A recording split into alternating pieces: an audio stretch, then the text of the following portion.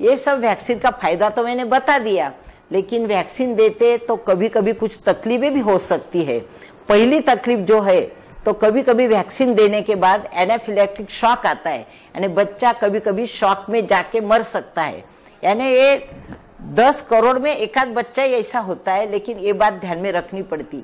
उसके लिए जब भी कभी वैक्सीन देते हैं तो इमरजेंसी ट्रे तैयार रखना है, पूरा इमरजेंसी की तैयारी रखना है, आईवी रखना है, बाकी जो ड्रग रहते हैं सब इमरजेंसी के।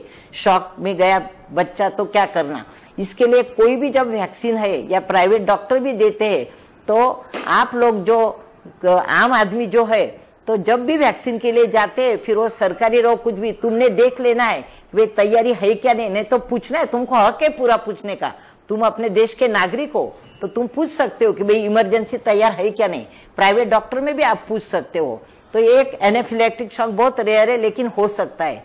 दूसरी बात, जब ये इंजेक्शन देते हैं तो डीपीटी का अगर इंजेक्शन देते हैं तो जगह थोड़ी लाल हो जाती है, वहां पर दर्द होता और बच्चे को बुखार भी आता है। इसके लिए तुरंत पैरासीटामोल की गोली तो दे ही देते हैं, दवा दे देते हैं साथ में।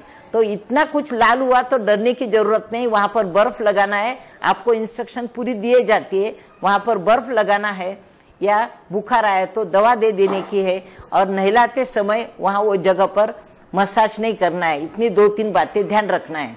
कभी कभी वैक्सीन देने के बाद स्किन पर रैश आ जाती है, जिसको एलर्जिक रैश बोलते हैं, तो उसको भी लैक्टोकैरामीन या कोई भी मॉइस्चराइजिंग क्रीम लगा दो, या कुछ एंटी हिस्टामिन सेट्रिजिन जैसी दवा भी दे दिए तो भी वो अच्छा हो जाता।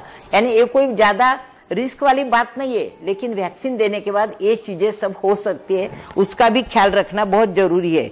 बर्फ वगैरह लगाना, ये सब करना है। अभी ये जो सब बातें मैंने आपको बताई, तो इसके लिए जन जागृति बहुत ही जरूरी है। और जच्चा बच्चा का जो रक्षा कार्ड गवर्नमेंट देती है, वो कार्ड हर एक ने अपना अधिकार है।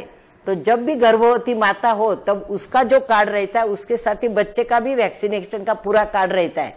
ये कार्ड इसलिए है कि जैसे जैसे वैक्सीन होगा उसके ऊपर टिक करते जाएंगे, क्योंकि 100 बच्चे देखते किसका किसका वो ख्याल रखेंगे।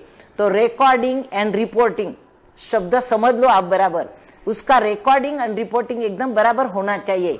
इसके लिए वो कार्ड जो है, तो जैसे अपन 1000 रुपए के नोट रही तो किसी के कितनी संभालते हैं अपन, तो ये कार्ड की लोग अहमियत नहीं रखते हैं। जब हम जाते कभी कभी इतना फटा हुआ कार्ड, रेशन कार्ड अच्छा रहेगा लेकिन ये कार्ड अच्छा नहीं रहेगा, क्योंकि इसकी उनको अहमियत ही नहीं समझती है।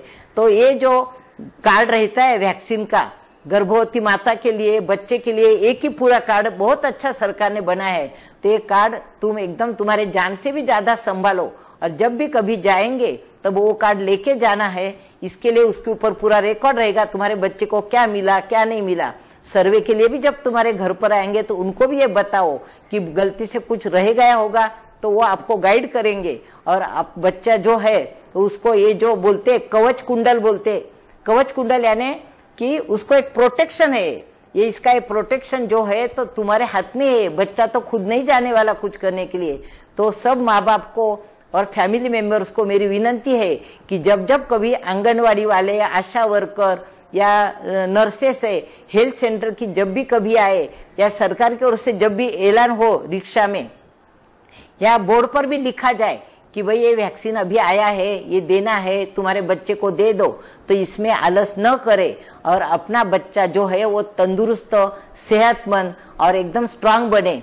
इसी आशा के साथ मैं ये मेरा भाषण पूरा करती हूँ।